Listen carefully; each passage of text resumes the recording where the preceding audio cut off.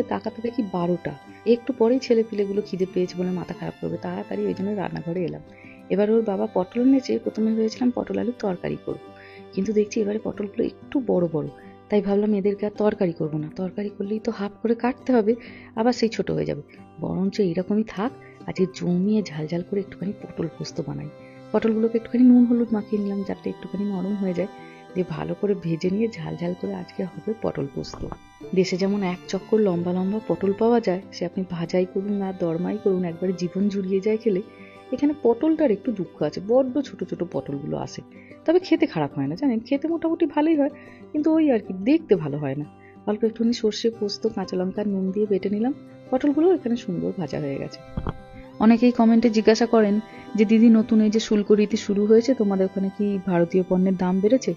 অনেকটাই বেড়েছে জানেন, এই পোস্ত টোস্ত অনেক বেড়ে গেছে দাম, কিন্তু কি আর করবেন, খেতে তো হবে। আগে অনেকটা করে আনতাম, এখন না একটু কম করে আনবো। একটুখানি কড়াইতে মেথি ফোড়ন কাঁচা লঙ্কা আর একটু হলুদ দিয়েছিলাম। পটল পোস্ততে একটু করে হলুদ দিই, অন্যান্য পোস্ততে হলুদ দিই না, কিন্তু পটল পোস্তটাতে একটু না দিলে যেন মনে হয় তাকিয়ে আছে। ব্যাস এবার পোস্তটাতে একটু ভালো করে নাড়াচাড়া করবো, তবে একটু জল দেবো। পটলগুলো 80% সেদ্ধ হয়েছে ঠিকই, কিন্তু আর একটুখানি হতে হবে, তাই অল্প একটুখানি জল দিলাম, সেদ্ধ হয়ে যাক, ওই মশলার বাটি ধোয়া জলটাই। তারপর একটুখানি সর্ষের তেল দিয়ে নামিয়ে দেবো।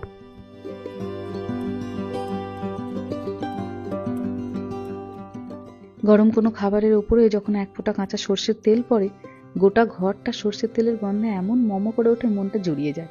ভাজবো একটুখানি বড়াও, বেগুনি বাঁধাকপির বড়া, বেগুনি বাঁধাকপি বেসন, আলুটাকে একটু গ্রেট করে নিয়েছি, পেঁয়াজ আর একটুখানি লঙ্কা কুচিয়ে নিয়েছি। মশলার মধ্যে দিচ্ছি একটুখানি হলুদ গুঁড়ো, লঙ্কা গুঁড়ো, জিরে গুঁড়ো আর ধনে গুঁড়ো, ওপর থেকে দিলাম অল্প করে নুন আর কালো জিরে। এবার ভালো করে এটাকে মেখে নেবো। এখানে খুব বেগুনি রঙের বাঁধাকপি বিক্রি হয় জানেন, একবার এনেছিলাম, লোকজন এখানে যদিও স্যালাড করে খায়, আমি তরকারি খাবো বলেই এনেছিলাম, কিন্তু অল্প করে রোজ ভেজে ভেজে এরকম পকোড়া করে করেই খেলাম, দেখছি খুব একটা খারাপ লাগছে না।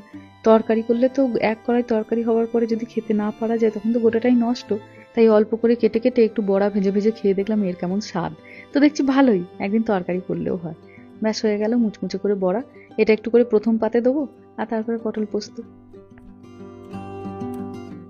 হয়ে গেছে সকলের খাওয়া দাওয়া, নিয়ে বসে পড়েছি আমিও। বড়াটা আমি আগেই খেয়ে ফেলেছি, আর পটল পোস্তটা দিয়ে শুধু ভাত খাবো, অসম্ভব সুন্দর হয়েছে। যাই হোক চলুন এবার আস্তে আস্তে খেয়ে নিই। ভিডিওটাও আজ তবে এখানেই শেষ করছি। সবাই ভালো থাকবেন, সুস্থ থাকবেন, সাবধানে থাকবেন, আর ভ্লগটা কেমন লাগলো সেটা আমাকে অবশ্যই কমেন্টে জানাবেন। ভালো লাগলে একটা লাইক করে দেবেন। সবাই ভালো থাকবেন, সুস্থ থাকবেন, সাবধানে থাকবেন। দেখা হবে খুব শিগগিরই পরের একটা ভ্লগে।